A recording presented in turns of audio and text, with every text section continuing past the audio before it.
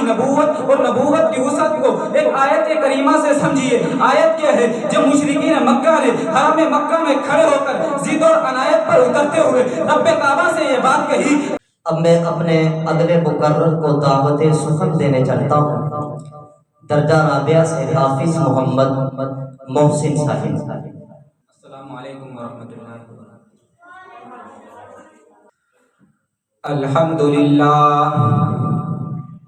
الحمدللہ وحدہ والصلاة والسلام علی من لا نبی بعدہ، اما بعد فاعوذ باللہ من الشیطان الرجیم، بسم اللہ الرحمن الرحیم، وما كان اللہ لیعذبهم وانت فیہم، صدق اللہ العظیم وبلغنا رسولہ النبی الأمی الکریم، وقال النبی صلی اللہ علیہ وسلم انا خاتم النبیین لا نبی بعدی، او کما قال علیہ الصلاۃ والسلام، وبلغنا رسولہ النبی الأمی الکریم، ونحن علی ذلک لمن الشاہدین والشاکرین، والحمد للہ رب العالمین۔ تمام احباب بآواز بلند درود شریف پڑھ لیں۔ محمد کما صلیت علی ابراہیم وعلی آل ابراہیم انک حمید مجید، اللہم بارک علی محمد وعلی آل محمد کما بارکت۔ میرے دوستو، میری آج کی اس تقریر کا موضوع ختم نبوت کے عنوان سے معنون ہے۔ جیسا کہ آپ حضرات کے سامنے استاد محترم نے تمام باتیں ارشاد فرما دی تھی، میں بلا تمہید اپنے موضوع کی طرف بڑھتا ہوں۔ اللہ رب العزت نے ہم پہ احسان یہ کیا کہ ہمیں صرف آخری نبی ہی نہیں دیا بلکہ آخری نبی کے امتی ہونے کا شرف بھی بخشا ہے۔ میرے دوستو، بندہ حضور کو نبی ماننے سے مسلمان نہیں ہوتا، بلکہ آپ کو نبی ماننا بھی ضروری ہے، تو آپ کو آخری نبی ماننا بھی ضروری ہے۔ آخری نبی ماننے کا مطلب کیا ہے کہ حضور کے بعد اگر کوئی دعوی نبوت کرتا ہے تو وہ لا شک کافر ہے، جھوٹا ہے، کذاب ہے، لعین ہے۔ حضور کے بعد کوئی نیا نبی نہیں آ سکتا۔ اس کا مطلب یہ نہیں کہ عیسیٰ بن مریم وفات پا چکے ہیں، اس کا مطلب یہ بھی نہیں کہ وہ زندہ نہیں، اس کا مطلب یہ نہیں کہ وہ نازل نہیں ہوں گے، نہیں، حضور کو آخری نبی ماننے کا مطلب اور معنی یہ ہے لا نبی بعدی، حضور کے بعد کوئی نیا نبی پیدا نہیں ہوگا۔ اب اگر کوئی دعوی نبوت کرتا ہے تو وہ جھوٹا ہے، کذاب ہے، لعین ہے۔ میرے دوستو، اپنے عقیدے کو سمجھنا نہایت ہی ضروری ہے۔ میرے آقا کی نبوت اور نبوت کی وسعت کو ایک آیت کریمہ سے سمجھیے۔ آیت کیا ہے؟ جب مشرکین مکہ نے حرم مکہ میں کھڑے ہو کر ضد اور عنایت پر اترتے ہوئے رب کعبہ سے یہ بات کہی، اللہم ان کان ھذا ھو الحق من عندک فامطر علینا حجارۃ من السماء، رب کائنات سے یہ بات کہی، اے اللہ اگر دین محمد سچا ہے تو تو ہم پہ آسمان سے پتھر برسا۔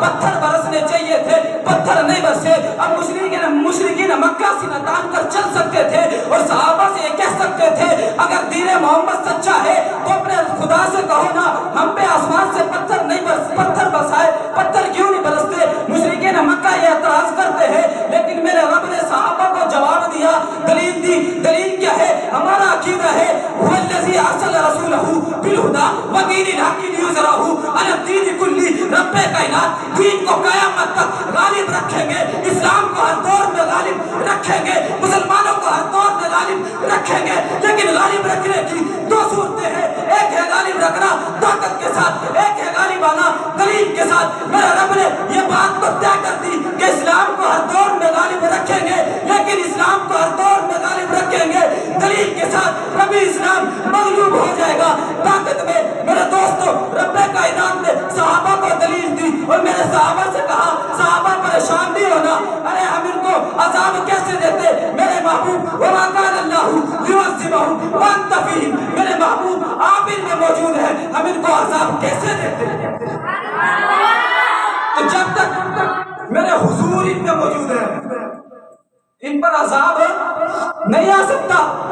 آسمان سے پتھر نہیں برس سکتے، میرے آقا میرے محبوب آپ ان میں موجود ہیں، اس لیے ہم نے ان کو عذاب نہیں دیا، ہم اس پر قادر تھے ان کو عذاب دیتے، لیکن ہم نے آپ کی وجہ سے ان پر رحم کیا اور ان کو عذاب نہیں دیا۔ بات کو توجہ سے سمجھنا، حضور کی وجہ سے عذاب نہیں آیا، عقیدے کو سمجھنا۔ خدا کا ضابطہ اور قانون یہ ہے کہ جب کسی قوم پہ عذاب آتا ہے تو پہلے نبی کو اس کے دائرے نبوت سے نکال لیتا ہے، قوم کو ہلاک فرما دیتا ہے۔ توجہ کرنا، حضرت نوح کی قوم پہ عذاب آیا، نوح علیہ السلام کو جودی پہاڑ پہ پہنچایا، قوم کو ہلاک فرما دیا ہے۔ حضرت شعیب کی قوم پہ عذاب آیا، شعیب علیہ السلام کو مدین سے نکالا ہے، قوم کو ہلاک فرما دیا ہے۔ حضرت لوط کی قوم پہ عذاب آیا، لوط علیہ السلام کو بستی صدوم سے نکالا ہے، مجرم قوم کو ہلاک فرما دیا ہے۔ نبی جس قوم کا نبی ہو، خدا کا ضابطہ اور قانون یہ ہے، نبی کو دائرے نبوت سے نکال دیتا ہے، مجرم قوم کو ہلاک فرما دیتا ہے۔ میرے محمد کی مجرم قوم پہ عذاب کیوں نہیں آیا؟ وما کان اللہ لیعذبہم وانت فیہم، میرے محمد آپ ان میں موجود تھے، ہم ان پہ عذاب کیسے دیتے؟ ارے دوستو بات کو توجہ سے سمجھنا۔ کوئی کہہ سکتا ہے ارے حضور مکہ سے مدینہ چلے گئے، اب ان میں موجود نہیں ہے، عذاب آ جانا چاہیے تھا، عذاب کیوں نہیں آتا؟ ہم اس کا جواب دیں گے جو ہم کیا ہے، جب تک زمین پر نبی موجود ہے زمین پر عذاب نہیں آ سکتا۔ اچھا اب کوئی نبی کہہ سکتا ہے نبی کو خدا نے مکہ سے عرش پر بلا لیا ہے، عذاب کیوں نہیں آتا؟ اب تو ان پر موجود نہیں ہے، اب ان میں موجود نہیں ہے، عذاب آ جانا چاہیے تھا، عذاب کیوں نہیں آتا؟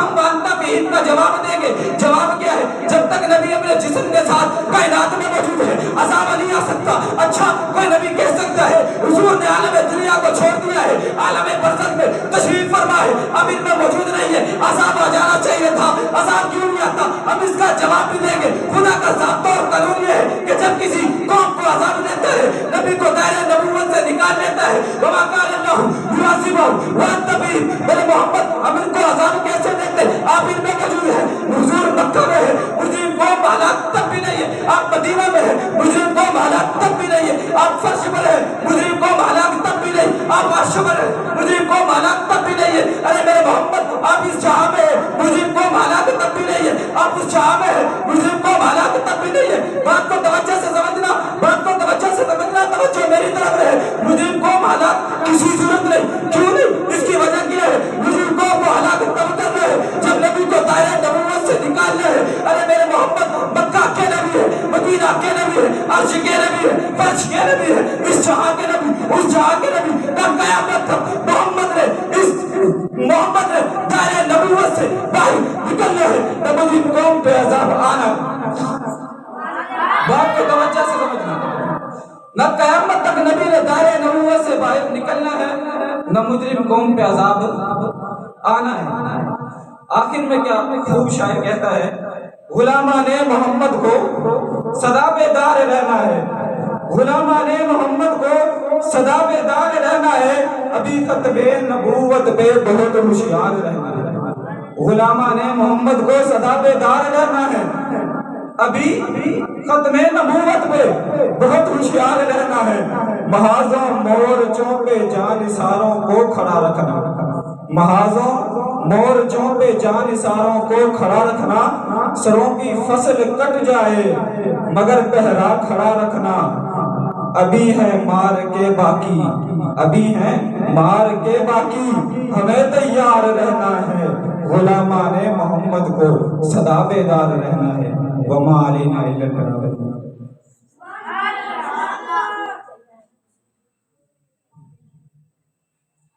یہ تھے حافظ محمد محسن جو ماشاءاللہ بہت خوبصورت انداز کے اندر آپ حضرات سے مخاطب تھے اور عقیدہ ختم نبوت قرآن مجید کی ایک آیت سے سمجھایا، بڑا دل نشین انداز تھا۔ اللہ تعالی ہم سب کو اس دین مبین کی خدمت کرنے والا بنائے گا۔